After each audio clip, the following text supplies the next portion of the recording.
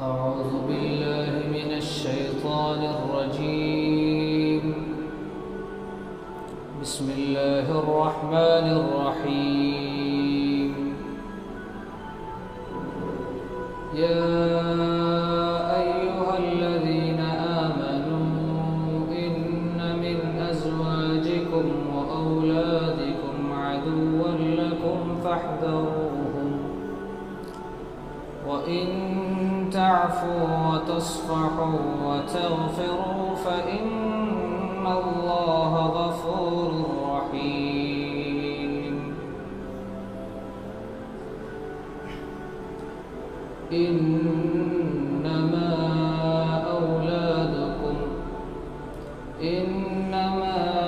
أموالكم وأولادكم فتنة والله عنده أجر عظيم.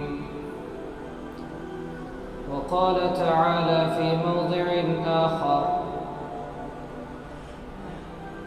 واعلموا أنما أموالكم وأولادكم فتنة وأن الله عنده أجر عظيم.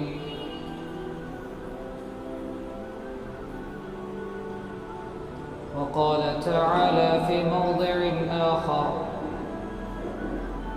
يا أيها الذين آمنوا لا تلهكم أموالكم ولا أولادكم عن ذكر الله ومن يفعل ذلك فأولئك هم الخاسرون. صدق الله العظيم.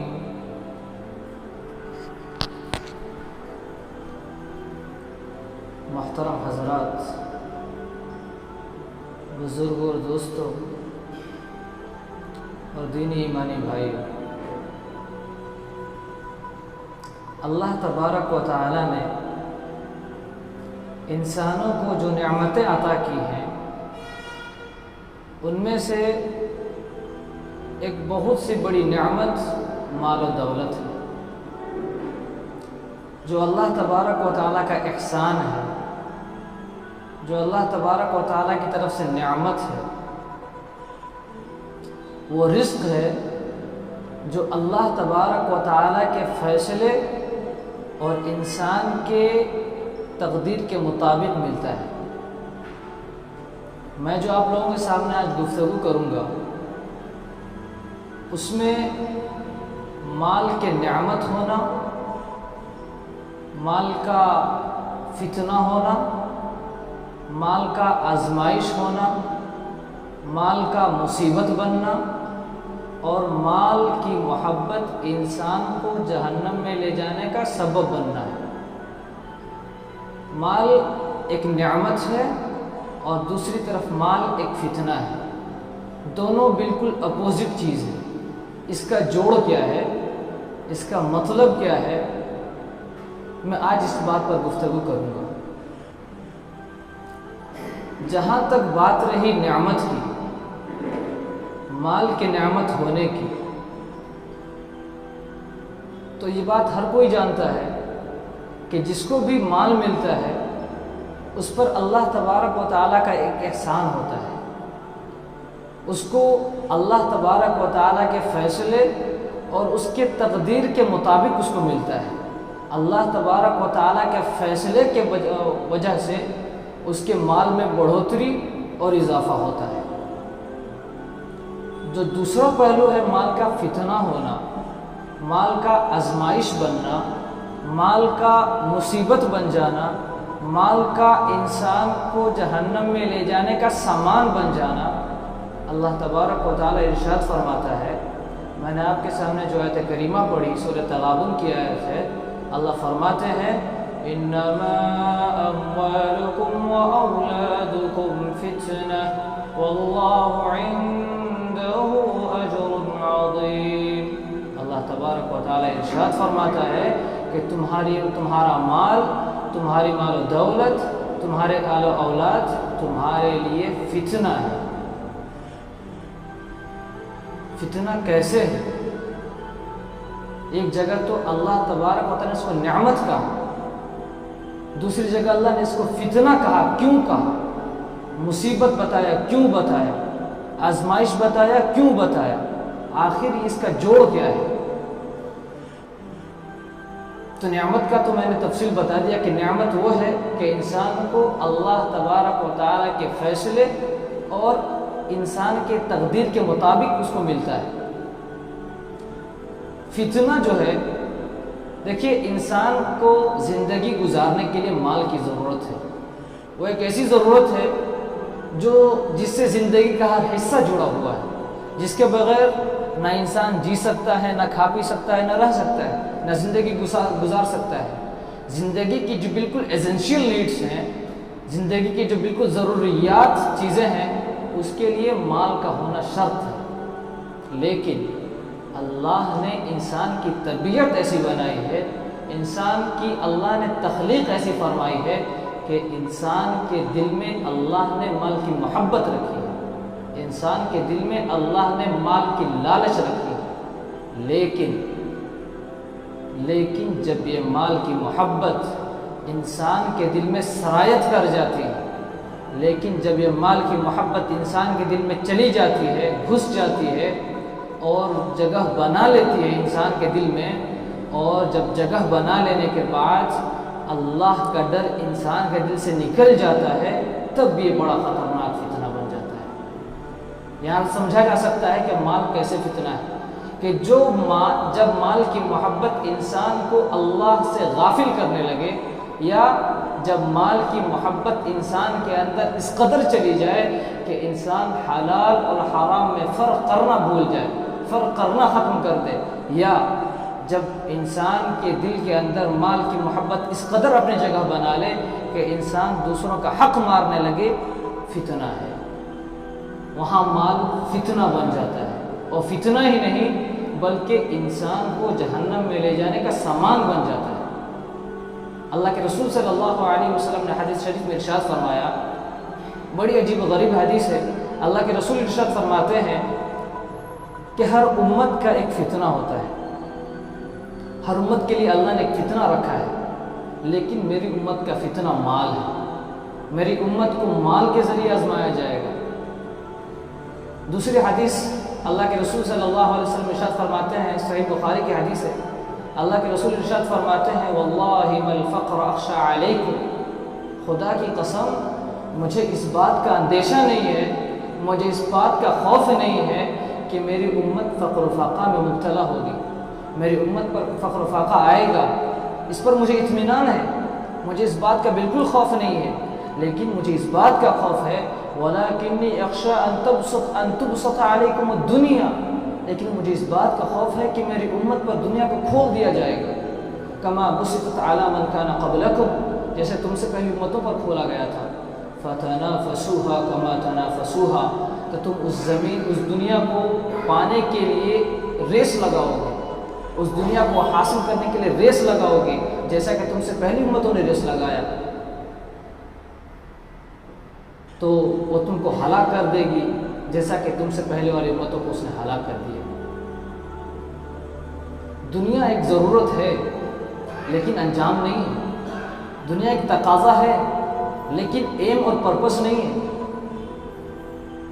دنیا کی جو چیزیں ہیں، کسی بھی چیز کو اس کے بقدر اس کے ضرورت کے حد تک استعمال کرنا، یہ انسان کا حق ہی نہیں بلکہ ایک دینی فریضہ ہے کہ کسی چیز کو اس کے حق کے بقدر استعمال کیا جائے، جتنی ضرورت ہو اتنا استعمال کیا جائے، اس سے آگے نہ بڑھا جائے، اور کسی چیز کو اس کے حد سے آگے بڑھ کر جگہ دینا، کسی چیز کو اس کے ضرورت سے زیادہ استعمال کرنا، یہ زیادتی نہیں صرف ظلم ہے۔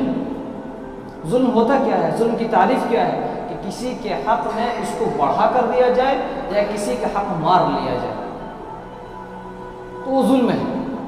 دنیا کا حق کیا ہے؟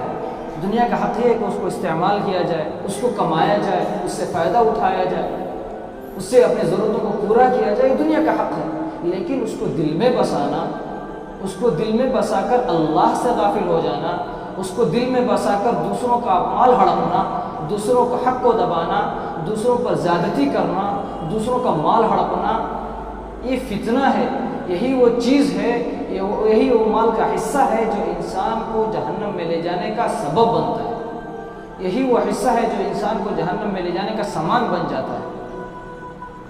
مال اس طرح سے فتنہ ہے۔ اللہ نے بار بار قرآن مجید میں ارشاد فرمایا، میں نے تقریباً 3 آیتیں آپ کے سامنے پڑھی۔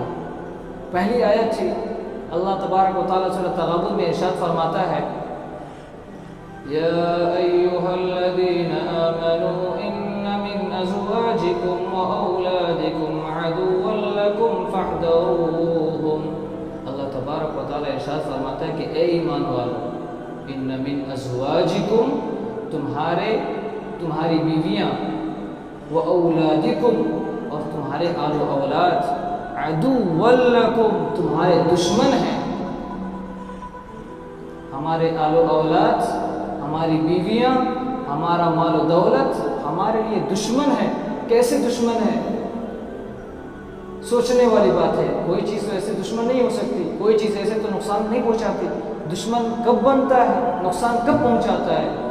جو آل و اولاد، جس کا مال اس کو اللہ کے راستے سے روکے، اللہ کے راستے میں رکاوٹ بنے، نیکی کے کام میں رکاوٹ بن جائے، جو آل و اولاد حلال و حرام میں فرق کرنے سے روکے، جس کی بیوی اس کو اللہ کے راستے میں جانے سے روکے، اللہ کے راستے میں خرچ کرنے سے روکے، وہ تمہارے لیے دشمن ہے۔ عدو لکم، اللہ نے فرمایا فاحذروہم، تو ان سے بچو، ان سے بچنے کی کوشش کرو۔ ان سے بچنا کیسے ہوگا؟ ان سے بچیں گے کیسے؟ ان کو ہم بتائیں گے کہ اللہ تبارک و تعالیٰ نے جو ہمیں زندگی دی ہے، جو یہ مال دیا ہے، جو ہمارے آل و اولاد ہیں، یہ ایک امانت ہے ہمارے لیے، یہ اللہ تبارک و تعالیٰ کی طرف سے دیا گیا ہے، ایک امانت ہے جس کو اللہ کے سامنے پیش کرنا ہے۔ اللہ اس کے بارے میں سوال کرے گا ہم سے۔ تو یہ تھا مال کا فتنہ ہونا۔ اللہ نے سورۃ التغابن میں اس کو یوں فرمایا۔ اس کے بعد میں نے جو آیت کا تفصیل آپ کو بیان کیا کہ انما اموالکم واولادکم فتنہ، اس کے بعد اللہ نے یہ فرمایا۔ اس کے بعد اللہ نے فرمایا وَاعْلَمْ وَاللَّهُ عِنْدَهُ أَجْرٌ عَظِيمٌ، اور جو ان سب چیزوں سے بچ گیا، جو اپنی بیوی بچوں کی دشمنی سے بچ گیا، جو مال و دولت کے دھوکے دھڑی سے بچ گیا، واللہ عنده اجر عظیم، اللہ کے نزدیک اس کے پاس اس کے لیے بہت بڑا اجر ہے۔ دوسری جگہ اللہ تبارک و تعالیٰ نے سورۃ الانفال میں ارشاد فرمایا وَاعْلَمُوا أَنَّمَا أَمْوَالُكُمْ وَأَوْلَادُكُمْ فِتْنَةٌ وَأَنَّ اللَّهَ عِنْدَهُ أَجْرٌ عَظِيمٌ، کہ جان لو تمہارا مال و دولت، تمہارے اولاد تمہارے لیے فتنہ ہے، آزمائش ہے، مصیبت ہے، جہنم میں جانے کا سبب ہے۔ جو مال ہمارے پاس ہے وہ ہمارا نہیں ہے۔ غالباً حدیث میں یہ بات ہے کہ اللہ کے رسول ارشاد فرماتے ہیں کہ جو تم نے کھایا، جو تم نے اپنے خرچ کر لیا، جو تم نے اللہ کے راستے میں دے دیا، وہ تمہارا تھا۔ بقیہ جتنا مال ہے وہ تمہارے وارثوں کے لیے، وہ تمہارا نہیں ہے۔ اللہ نے قرآن میں بارہا ارشاد فرمایا۔ قرآن میں اللہ تبارک و تعالیٰ سورۃ الحدید میں ارشاد فرماتا ہے من ذا الذی یقرض اللہ قرضا حسنا فیضاعفہ لہ ولہ اجر کریم، کہ کون ہے جو اللہ کو قرض حسن دے؟ کوئی ہے جو اللہ کو قرض حسن دینے کے لیے تیار ہے؟ فیضاعفہ لہ ولہ اجر کریم، اللہ تبارک و تعالیٰ اس کو دگنا تگنا پڑھا کر اس کو اللہ تبارک و تعالیٰ اس کو دے، اس کو اجر دے، اس کے اجر میں دگنا تگنا بڑھائے۔ کوئی ہے اللہ کو قرض حسن دینے والا؟ تو یہ مال بچا کر رکھنا ہمارے لیے مصیبت ہے، فتنہ ہے۔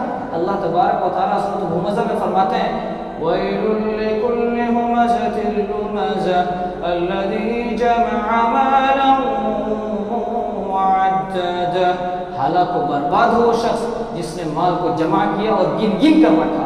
اللہ کے مال کو اللہ کے راستے میں اس نے مال کو خرچ نہیں کیا، اس نے مال کمایا اور گن گن کر رکھا، جمع کیا مال کو، کوئی کام نہیں آنے والا ہے۔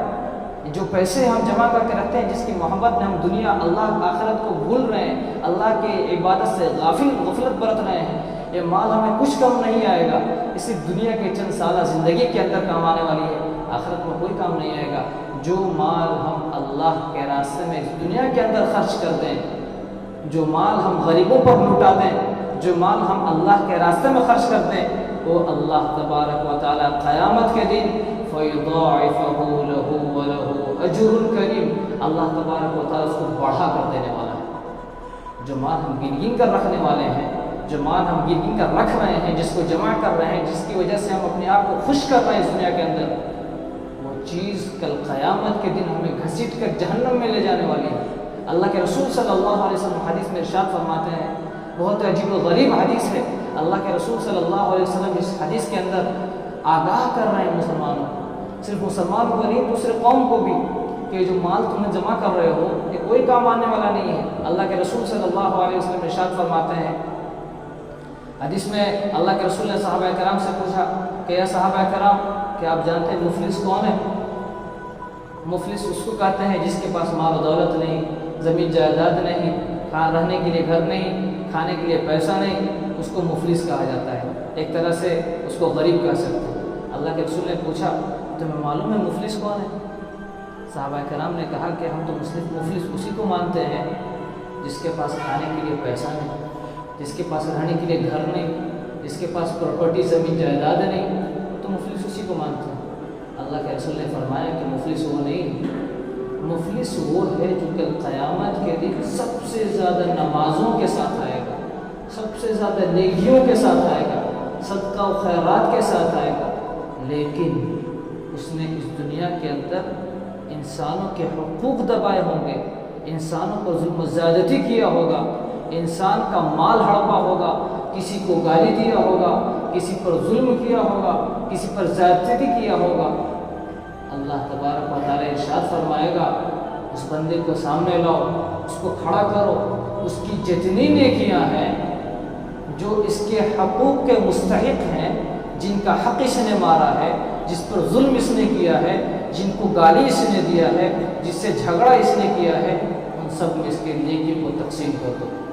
کل قیامت کے دن جو نیکیاں ہم یہاں کر رہے ہیں اور ساتھ میں لوگوں کو ظلم و زیادتی کر رہے ہیں، ساتھ میں لوگوں کا حق مار رہے ہیں، لوگوں پر ظلم و زیادتی کر رہے ہیں، ان کا مال ہڑپ رہے ہیں، کل قیامت کے دن مال کوئی کام نہیں آئے گا۔ کل قیامت کے دن ہمارے اعمال کے ذریعے حساب و کتاب کیا جائے گا۔ کل قیامت کے دن اگر اس دنیا کے اندر ہم نے پیسہ لیا ہے، کسی کا پیسے سے حق مارا ہے، کسی پر ظلم کیا ہے، تو اس کے بدلے ہماری نیکیاں دی جائیں گی۔ وہ دن ایسا ہوگا جس دن سب لوگ نفسی نفسی کے عالم میں ہوں گے، جس دن ہر کوئی باپ بیٹے سے بھاگ رہا ہوگا، بیٹا باپ سے بھاگ رہا ہوگا، بھائی بہنوں سے بھاگ رہے ہوں گے، بیوی شوہر سے بھاگ رہی ہوگی۔ کیوں؟ صرف اس وجہ سے کہ کوئی مجھ سے نیکی نہ مانگ لے۔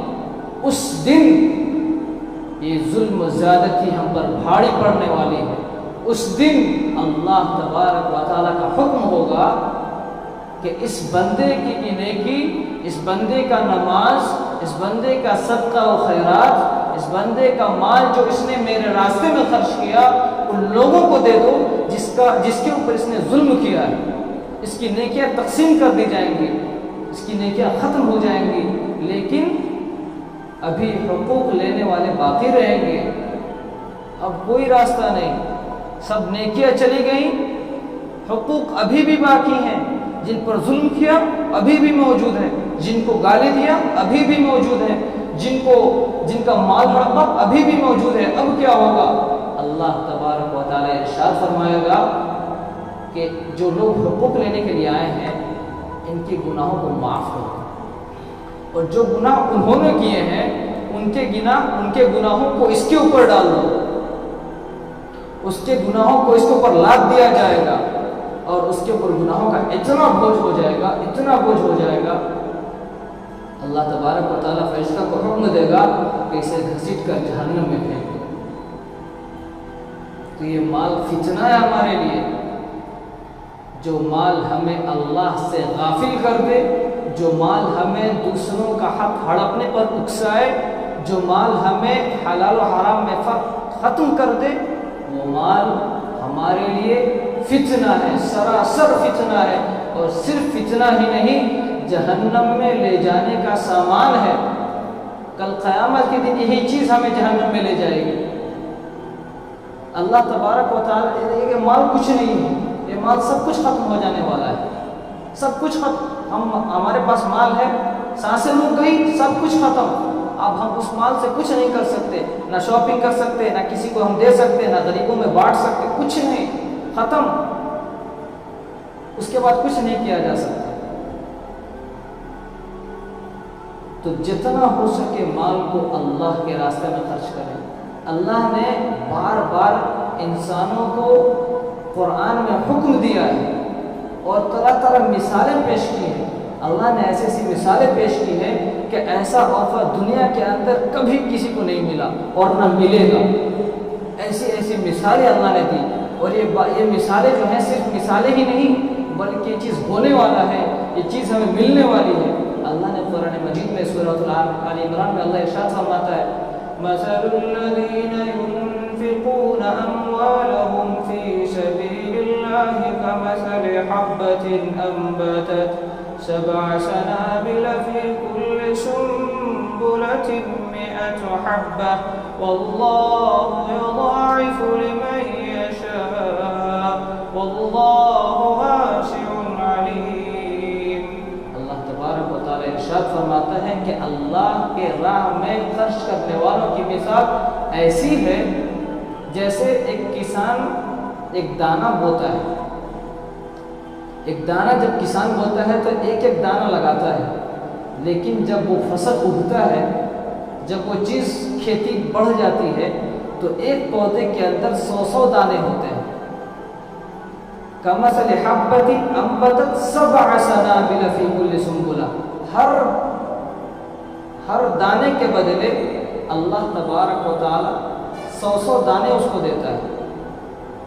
واللہ یضاعف لمن یشاء، اللہ تبارک و تعالیٰ کے راہ میں جو 1 روپیہ خرچ کرے گا، اللہ تبارک و تعالیٰ اس کو 7 گنا بڑھا کر دے گا۔ آگے اللہ نے کیا فرمایا؟ واللہ یضاعف لمن یشاء، اور اللہ کے اوپر ہے، اللہ جس کے لیے چاہے اور بڑھائے۔ اللہ جس کے اندر جتنا خلوص پائے اس کے اجر میں اور بڑھوتری فرمائے، اس کے اجر میں اور اضافہ کرے، یہ اللہ کے اوپر ہے۔ اللہ نے اپنی صفت کو آگے بیان فرمایا، واللہ واسع علیم، اللہ تبارک و تعالیٰ بہت وسیع ہے، ہر چیز کو جاننے والا ہے، کس کے اندر کتنا خلوص ہے، کس کے اندر کتنا دکھاوا ہے، سب کچھ اللہ تبارک و تعالیٰ جانتا ہے۔ آگے اسی کا بیان فرمایا، الذین ينفقون اموالهم فی سبیل اللہ ثم لا يتبعون ما انفقوا منا ولا اذى لهم اجرهم عند ربهم ولا خوف علیہم ولا هم يحزنون، کہ جو لوگ اللہ کے راہ میں مال خرچ کرتے ہیں اور پھر کسی کے اوپر جتاتے نہیں ہیں کہ ہم نے تمہیں مال دیا، ہم نے تمہاری مدد کی، لهم اجرهم، ان کے بہت اجر ہے، ولا خوف علیہم ولا هم يحزنون، قیامت کے دن انہیں کوئی خوف کوئی غم نہیں ہوگا، اس لیے کہ انہوں نے دنیا کے اندر آخرت کی تیاری کی ہے۔ آگے اللہ فرماتے ہیں، قول معروف ومغفرۃ خیر من صدقۃ یتبعها اذى، یہ تو ان لوگوں کے لیے تھا جن کے پاس مال ہے، جن کے پاس جائیداد ہے، وہ مال کے ذریعے خرچ کر سکتے ہیں، لیکن جس کے پاس مال نہیں ہے وہ کیا کرے؟ جس کو اتنی حیثیت نہیں ہے کہ وہ مال کے ذریعے لوگوں کی مدد کر سکے، وہ کیا کر سکتا ہے؟ اللہ نے فرمایا، قول معروف ومغفرۃ خیر من صدقۃ یتبعها اذى، کہ معاف کر دینا، لوگوں سے میٹھی بول دینا، یہ صدقہ ہے، یہ ان لوگوں کے صدقے سے بہتر ہے جو اللہ کے راہ میں مال تو خرچ کرتے ہیں، لوگوں کو غریبوں کی مدد کرتے ہیں، لیکن پھر ان پر احسان جتاتے ہیں، لوگوں کے سامنے جب بیٹھے ہوتے ہیں تو کہتے ہیں میں نے اس کی مدد کی، میں نے اس کو اتنا مال دیا، اس طرح احسان جتاتے ہیں، لوگوں کو حقیر بتاتے ہیں۔ تو ان لوگوں سے بہتر یہ ہے کہ ہم کسی سے میٹھی بول لیں، کسی کی غلطیوں کو معاف کر دیں، درگزر کر دیں، یہ اس سے بہتر ہے اور ایک صدقہ ہے۔ آگے اللہ نے فرمایا، یا ایھا الذین آمنوا لا تبطلوا صدقاتکم بالمن والأذى كالذی ينفق ماله رئاء الناس ولا يؤمن بالله واليوم الآخر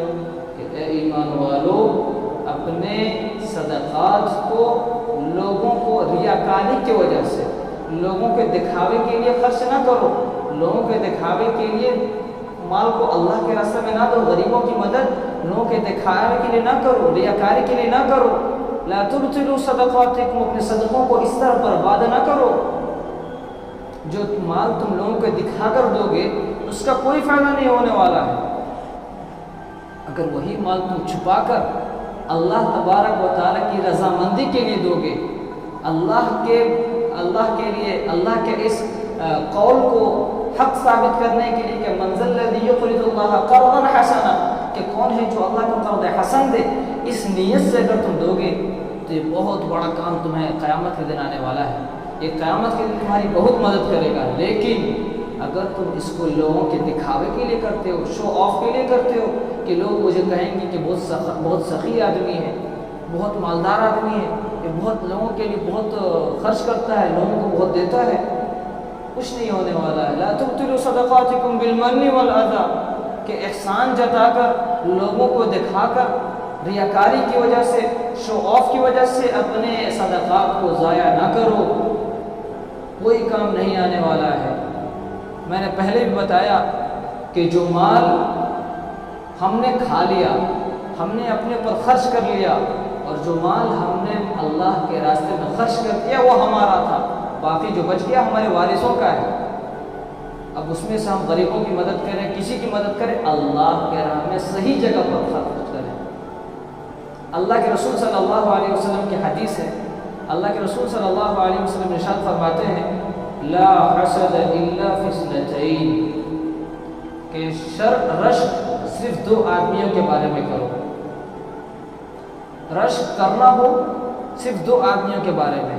دو صفات ایسی ہیں جن کے اوپر انسان رشک کر سکتا ہے۔ رشک کا مطلب کہ انسان اس چیز کی خواہش کر سکتا ہے کہ یا اللہ اگر یہ میرے پاس بھی ہوتا تو میں اس کی طرح کام کرتا، اس کو رشک کہتے ہیں۔ اللہ کے رسول نے فرمایا لا حسد الا فی اثنتین، کہ رشک صرف دو آدمیوں کے بارے میں کرو، اور کیا جا سکتا ہے اس کے علاوہ اور کسی کے بارے میں نہیں۔ پہلی چیز اللہ کے رسول نے کیا فرمائی؟ رجل آتاہ اللہ مالا فسلطہ علی ہلکتہ فی الحرب، کہ اللہ نے انسان کو مال دیا اور اس نے مال کو ایسی جگہ خرچ کیا جہاں اس کو خرچ کرنے کا حق تھا، اس کے اپنے مال کو صحیح جگہ پہ خرچ کیا، تو ہم اس پہ رشک کر سکتے ہیں کہ یا اللہ کاش یہ مال ہمارے پاس بھی ایسا ہوتا، یہ مال تو ہم کو بھی دیتا تاکہ ہم بھی اس کی طرح غریبوں کی مدد کر سکتے، اس کی طرح ہم بھی تیری راہ میں مال کو خرچ کر سکتے۔ یہ ایک چیز تھی۔ دوسری چیز اللہ نے فرمایا، اللہ کے رسول نے فرمایا وَرَجُلٌ آتَاهُ اللَّهُ الْحِكْمَةَ فَهُوَ يَقْضِي بِهَا وَيُعَلِّمُهَا، اور دوسرا شخص وہ ہے جس کو اللہ نے حکمت عطا فرمائی، وزڈم عطا فرمائی، اس کو اللہ نے دانائی عطا فرمائی، حکمت عطا فرمائی، اور وہ اپنے حکمت کے ذریعے، اپنے وزڈم کے ذریعے، اپنے ٹیلنٹ کے ذریعے وہ لوگوں کے معاملات میں فیصلہ کرتا ہے، صحیح فیصلہ، دین کے مطابق، اللہ کے رسول کے مطابق، صحیح ایویڈنسز کے مطابق فیصلہ کرتا ہے۔ تو یہ دو لوگ ہیں جن کے بارے میں رشک کیا جا سکتا ہے، یہ کہا جا سکتا ہے کہ کاش اللہ یہ مجھے بھی دیتا یا مجھے بھی دے کہ میں بھی اس کی طرح لوگوں کی مدد کر سکوں، یا لوگوں کے درمیان مال کو خرچ کر سکوں، یا لوگوں کے درمیان کے جھگڑوں کو حکمت کے ساتھ سلجھا سکوں۔ تو مال کے لیے اللہ کے رسول نے یہاں فرمایا کہ یہاں پہ تم رشک کر سکتے ہو۔ تو میرا اصل جو گفتگو تھا وہ مال کا فتنہ ہونے پر تھا، تو اس میں ایک جگہ بات ایک چھوٹ گئی مجھ سے، وہ یہ تھی کہ انسان جو ہے دو حصوں کے اعتبار سے بٹا ہوا ہے۔ انسان کے اوپر دو قسم کے حصے ہوتے ہیں۔ پہلا حصہ جو ہوتا ہے وہ اللہ تبارک و تعالیٰ کے حق سے جڑتا ہے، جس کو حقوق اللہ کہتے ہیں، جس کے اندر انسان کا ڈائریکٹ اللہ سے کنیکشن ہوتا ہے، وہ ڈائریکٹ اللہ سے رشتہ بنایا رہتا ہے، جس کے اندر سب سے پہلے نماز، روزہ، زکوٰۃ، حج، یہ سب اللہ کے حقوق ہیں جو اللہ نے مانگے ہیں، اس کو دینا ضروری ہے، اس کو پورا کرنا ضروری ہے۔ یہ اللہ کی طرف سے مانگا ہوا حق ہے، اس کو دینا ہے۔ اللہ کے حقوق کے اندر فرائض بھی ہیں، نوافل بھی ہیں، واجبات بھی ہیں، سب ہیں۔ یہ اللہ کی طرف سے مانگا ہوا ہے، اللہ کو دینا ہے۔ دوسرا جو حصہ ہے، دوسرا جو حق کا حامل ہے، دوسرے حق کو جو اٹھائے ہوئے ہے، وہ انسان ہے۔ ایک بندے کا حق دوسرے بندے کے اوپر، ایک انسان کا حق دوسرے انسان کے اوپر۔ اللہ نے ایک انسان کا حق دوسرے انسان کے اوپر رکھا ہے، اور یہ بھی دین کا چیز ہے، دین کا عمل ہے۔ ایسا نہیں کہ دنیا کے اندر تو دنیا داری ہے، نہیں، یہ دین کا عمل ہے، اللہ کا حکم ہے، شریعت کا فرمان ہے کہ ایک انسان کا حق دوسرے انسان کے اوپر ہے، مال کے ذریعے، اور بہت سارے پہلوؤں سے اس کا تعلق ہوتا ہے۔ لیکن چونکہ میرا عنوان مال کا ہے تو میں مال کے بارے میں بتاؤں گا کہ انسان کا ایک دوسرے انسان کے اوپر جو حق بنتا ہے اس میں ایک بہت بڑا حصے دار مال ہے، جس کے اندر بہت بڑا عمل مال دکھاتا ہے۔ مال کا ایک اس میں بہت بڑا رول ہے۔ ایک انسان کا حصہ دوسرے انسان سے جڑا ہوا ہے، لیکن ابھی انسانوں کے اندر یہ چیزیں ختم ہوتی جا رہی ہیں۔ ہر انسان ایک دوسرے کا حق مارنے کے لیے پڑا ہوا ہے، ہر انسان ایک دوسرے کا حق ہڑپنا چاہتا ہے، ہر انسان چاہتا ہے کہ میں اس کے مال سے ہڑپ لوں، میرے پاس زیادہ ہو، اس کے پاس کم ہو، میں اس سے زیادہ امیر بن جاؤں۔ کسی طرح بھی، ایسا نہیں کہ شریعت کے مطابق، اللہ کے حکم کے مطابق، نہیں، کسی طرح مل جائے، حلال کے ذریعے ملے، حرام کے ذریعے ملے، کسی طرح کسی کی جان لینی پڑ جائے، منظور ہے، لیکن مجھے اس سے زیادہ امیر بننا ہے۔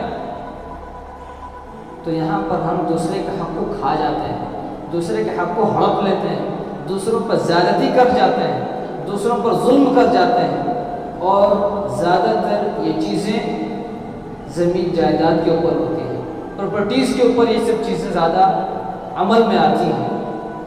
حدیث شریف کے اندر اللہ کے رسول صلی اللہ علیہ وسلم نے ارشاد فرمایا، یہ زمین کے تعلق سے ہے، اس لیے میں ایک زمین کی حدیث پیش کرتا ہوں۔ اللہ کے رسول نے ارشاد فرمایا کہ جو انسان دنیا کے اندر اپنے بھائی کا زمین کا کچھ حصہ ہڑپا ہوگا، کل قیامت کے دن اللہ تبارک و تعالی اس زمین کی جو چوڑائی، جو لمبائی ہوگی، اتنی 7 گنا زیادہ اللہ تبارک و تعالی زمین پیدا کرے گا، اس کے گلے میں لٹکا دے گا، اس کے گلے میں باندھ دے گا، اور اس کو جہنم میں پھینک دے گا۔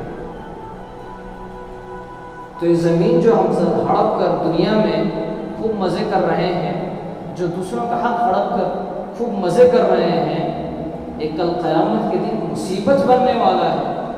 یہ اس طرح سے مصیبت ہے، مال ضرور ایک نعمت ہے، بالکل ایک نعمت ہے، انسان کی ضرورت ہے، زندگی گزارنے کی چیز ہے، جس کے بغیر زندگی انسان گزار نہیں سکتا۔ یہ بالکل ایسنشیل نیڈس کے لیے، انسان کی سانس کے لیے ضرورت ہے۔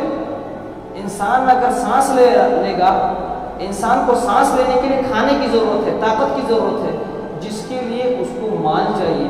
مال کے بغیر کچھ خرید نہیں سکتا، کچھ لے نہیں سکتا، اس کے لیے اس کو مال کی ضرورت ہے۔ تو یہاں پر مال ہڑپ لینا، زمین جائیداد ہڑپ لینا، دوسروں کا حق مار لینا، یہ سیدھی اسی طرف مڑ کر جاتی ہیں جو میں نے بتایا کہ مال فتنہ کب بن جاتا ہے، جب انسان کے اندر مال کی محبت اس قدر پیدا ہو جائے کہ مال انسان کو اللہ سے غافل کرنے لگے، یا انسان کے اندر حلال و حرام کی تمیز ختم کر دے، یا انسان کے اندر مال کی محبت اس قدر پیدا ہو جائے کہ انسان دوسروں کا حق ہڑپنے لگے، دوسروں کا حق دبانے لگے، دوسروں پر ظلم و زیادتی کرنے لگے، تب یہ مال فتنہ بن جاتا ہے۔ اور اس طرح سے زمین جائیداد کے طور پر، مالی تقسیم کے طور پر، اس طرح ظلم و زیادتی زیادہ ہوتی ہے۔ یہ عموماً عام طور سے اس دور میں ہو رہی ہے۔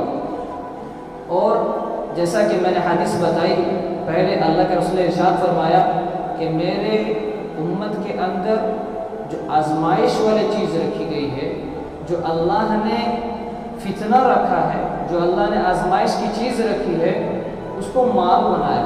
اللہ کے رسول نے مال کو بتایا ہے، تو یہ مال ہی ہمارے سامنے آ رہی ہے، ہم اس چیز کو دیکھ رہے ہیں۔ اس چیز سے بچنے کی ضرورت ہے، اور اس چیز کا جو حق ہے، جہاں حق ہے اس کو وہاں خرچ کریں، فضول خرچی سے بچیں۔ جو مال آپ کو اللہ سے غافل کرنے لگے، اس چیز سے، اس مال سے آپ بچنے کی کوشش کریں، ورنہ اللہ نے فرمایا وَمَن يَفْعَلْ ذَلِكَ فَأُولَٰئِكَ هُمُ الْخَاسِرُونَ، کہ جو ان چیزوں سے نہیں بچا، ان چیزوں میں پڑا رہا، فَأُولَٰئِكَ هُمُ الْخَاسِرُونَ، وہی لوگ گھاٹے میں۔ آخر میں اللہ تبارک و تعالیٰ سے دعا ہے کہ اللہ تبارک و تعالیٰ ہم سب کو دین کے مطابق زندگی گزارنے کی توفیق عطا فرمائے، ظلم و زیادتی سے بچائے۔ اللہ مال کو حلال طریقے سے کمانے کی توفیق عطا فرمائے، حرام مال سے بچائے، اور دوسروں کے اوپر ظلم و زیادتی سے بچائے۔ اللہ تبارک و تعالیٰ سے دعا ہے کہ اللہ تبارک و تعالیٰ آخرت، دنیا اور آخرت دونوں جگہ کامیابی عطا فرمائے۔ آمین۔ وآخر دعوانا الحمد للہ رب العالمین۔ السلام علیکم ورحمۃ اللہ۔